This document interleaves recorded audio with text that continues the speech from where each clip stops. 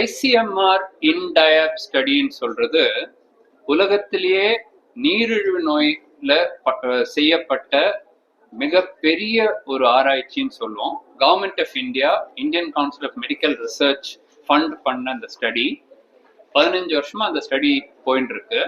அது பல டைம்ல பல ஆர்டிகல்ஸ் பப்ளிஷ் பண்ணியிருக்கோம். ஆனா இன்னைக்கு புதுசா என்ன பப்ளிஷ் ஆயிருக்குதுன்னா நேச்சர் மெடிசன் சொன்னா உலகத்திலேயே நம்பர் 1 நம்பர் 2ல வரும். சயின்டிபிக் ஆர்டிகல்ஸ் எல்லாம் எடுத்தீங்கன்னா நேச்சர் மெடிசன்ல வந்ததுன்னா அது ஒரு பெரிய ஒரு ரெகக்னிஷன். இந்தியால இருந்து நேச்சர் மெடிசன்ல வர்றதே ரொம்ப ரேர். ஸோ அங்க அவங்க பப்ளிஷ் பண்ணியிருக்காங்க. என்ன பப்ளிஷ் பண்ணியிருக்காங்கன்னா, நம்ம ஆகாரம் என்ன சாப்பிட்றோம், தமிழ்நாடு மாத்திரம் இல்லை, இந்தியா பூரம் மாநிலம் ஸ்டேட் பை ஸ்டேட் பார்த்துட்டு ஒவ்வொரு ஏரியாலையும் என்ன சாப்பிட்றாங்க, அந்த சாப்பாடுக்கும் நான் கம்யூனிகபிள் டிசீசஸ் சொன்னா நீரிழிவு நோய், ரத்த கொதிப்பு, கொலஸ்ட்ராலு, உடல் பருமன் அதிகமா இருக்கிறது, ஒபேசிட்டி, இதெல்லாம் தான் நான் கம்யூனிகபிள் டிசீஸ். கேன்சர் நாங்கள் ஸ்டடி பண்ணல, மற்ற மெட்டபாலிக் நான் கம்யூனிகபிள் டிசீசஸ்க்கும் ஆகாரத்துக்கும் என்ன கனெக்ஷன் அப்படின்னு ஸ்டடி பண்ணிட்டு இந்தியா பூரா ஒரே ஸ்டடியில கண்டுபிடிச்சது இந்த ஃபர்ஸ்ட் ஸ்டடி. இதுதான் ஐசிஎம்ஆர் இன்டயப் ஸ்டடி. ஸோ இன்னைக்கு தான் அந்த நேச்சர் மெடிசன்ல அது பப்ளிஷ் ஆகுது.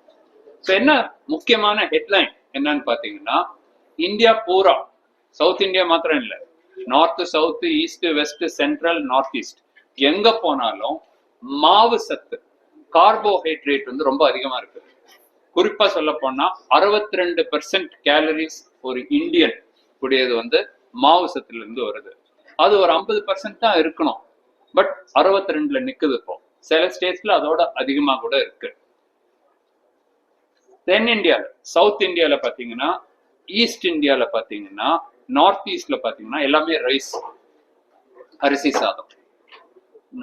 ஸோ சவுத், ஈஸ்ட், நார்த் ஈஸ்ட்ல ரைஸ்.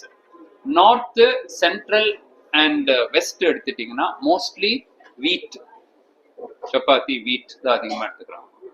அப்போ இதுல ஒரு சான்ஸ் கிடைச்சது. ரைஸ் ஈட்டிங் இடத்துல சுகர் அதிகமா இருக்கா, வீட் ஈட்டிங் பிளேஸ்ல அதிகமா இருக்கான்னு பார்த்தா பெரிய வித்தியாசம் ஒன்றும் கிடையாது.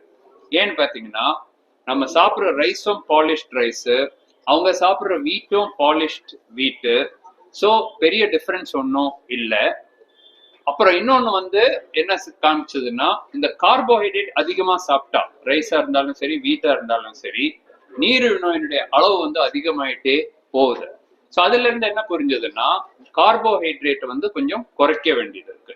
அது எவ்வளவு குறைக்க வேண்டியது இருக்கு, ஆயில்ல பற்றி டாக்டர் அஞ்சனா பேசுவாங்க. பாத்தீங்கன்னா மாவு சத்து இவ்வளவு ஜாஸ்தி இருக்கு. அதுவும் தமிழ்நாட்டுல பாத்தீங்கன்னா ஒயிட் ரைஸ் நிறைய சாப்பிடுறோம். அத எப்படி குறைக்கிறது, ஃபுல்லா நிறுத்திடுமா, என்ன பண்ணணும் அப்படின்னு. ஃபுல்லா எல்லாம் நிறுத்தவே வேண்டாம். ஜஸ்ட் 5% அந்த ரைஸ நீங்க புரோட்டீன் வச்சு அத நீங்க அத நீங்க ரீப்ளேஸ் பண்ணிக்கலாம். சோ என்னெல்லாம் பண்ணலாம் அதுல, தால்ஸ், நம்ம சாப்பிடுற தயிர், தால்ஸ், ஃபிஷ், எக், சிக்கன், இதுல எது வேணாலும் நம்ம புரோட்டீன் சத்து சேர்த்துக்கலாம். அந்த மாவு சத்தை புரோட்டீனை வச்சு ரீப்ளேஸ் பண்ணீங்கன்னா உங்களுக்கு டயபிட்டிஸ், சுகர் இருக்கிற பிரச்சனை, இந்த ஒபிசிட்டி, இதெல்லாம் உங்களுக்கு ரிஸ்க குறைக்கலாம். இதே மாதிரி பாத்தீங்கன்னா ஃபேட் ஓவரால் எவ்வளவு சாப்பிடலாம் அப்படின்னு பாத்தீங்கன்னா 25% சாப்பிடுறோம், அது ஓகே. ஆனா சேச்சுரேட்டட் ஃபேட் அப்படின்னா இந்த வறுத்து எடுக்கிற ஐட்டம்ஸ், இதெல்லாம் இந்தியாவிலே, தமிழ்நாட்டிலயும் சரி இந்தியாவிலயும் எல்லா ஸ்டேட்லயும் ஜாஸ்தியா இருக்கு. சோ இந்த ஃபேட் ரொம்ப ஜாஸ்தியா சாப்பிடுறோம். சுகர், ஆக்சுவல் ஒயிட் சுகர், நீங்க நாட்டு சக்கரைன்னு சொல்லலாம், வெள்ளை சக்கரைன்னு சொல்லலாம், பிரவுன் சுகர்ன்னு சொல்லலாம், என்ன வேணாலும் சொல்லலாம். பட் அல்டிமேட்லி சுகர் கன்சம்ஷன் எல்லா ஸ்டேட்லயும் ஜாஸ்தியா இருக்கு, ஃபேட் ரொம்ப ஜாஸ்தியா இருக்கு. சோ நம்ம என்ன பண்ணணும்னா, அந்த மாவு சத்தை ரீப்ளேஸ் பண்ணி புரோட்டீன் வச்சு ரீப்ளேஸ் பண்ணிட்டா அது ரொம்ப நல்லது. புரோட்டீன் என்னென்ன புரோட்டீன் நல்லா இருக்கு? புரோட்டீன் நம்மளுக்கு இப்போ 2-3 டைப் புரோட்டீன் இருக்கு. ஒண்ணு பிளான்ட் புரோட்டீன், அதுல என்ன, இந்த கடலை வகைகள், சென்னா, தால்ஸ், அந்த மாதிரி எல்லாம் இருக்கு. அப்புறம் டெய்ரி புரோட்டீன், அப்படின்னா பால், தயிர், அந்த மாதிரி இருக்கிற புரோட்டீன். லாஸ்டா இருக்கிறது வந்து அனிமல் புரோட்டீன், அதுதான் ஃபிஷ், சிக்கன், மட்டன் அந்த குரூப். இப்போ எது பெஸ்ட் அப்படின்னு கேட்டா, இந்த ஸ்டடியில என்ன காட்டியிருக்கோம்னா plant protein, that is vegetarian புரோட்டீனும் தயிர் சத்தும், இது ரெண்டும் சேர்த்தா ஆக்சுவலி பெஸ்ட் அப்படின்னு நம்ம காட்டியிருக்கோம் ஓவரால் இந்தியாவுல. ஆனா அதுக்குன்னு நம்ம இது நான்வெஜ் சாப்பிடக்கூடாதுன்னு கிடையாது. நான்வெஜ் விரும்பி சாப்பிடுறவங்களுக்கு வந்து ஃபிஷ் சாப்பிடலாம், அது ரொம்ப நல்லது. எக் சாப்பிடலாம், சிக்கன் ஓரளவுக்கு நல்லது.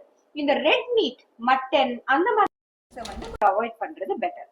பிளைன் ரைஸ்ல குக் பண்ணும்போது சீரகம், அந்த வெந்தயம், அப்புறம்னா ஓமம் இதெல்லாம் போட்டு குக் பண்ணும்போது அது ஓரளவுக்கு அந்த ரா ரைஸ் சாப்பிட்றத விட நல்லா இருக்கும். பிளைன் ரைஸ் சாப்பிட்றத விட அது கரெக்டா? வெந்தயம் வந்து வெள்ளை சாதம் சாப்பிடும்போது நாங்களே ஆராய்ச்சி பண்ணி பப்ளிஷ் பண்ணியிருக்கோம். அதில் வெந்தயத்தை வந்து சாதத்துல கொஞ்சம் போட்டோம்னா டெஃபினட்டா அந்த வெந்தயத்தில் இருக்கிற நார் சத்து புரதமும் கொஞ்சம் சர்க்கரையோட ஏத்துற தன்மையை குறைக்கும்.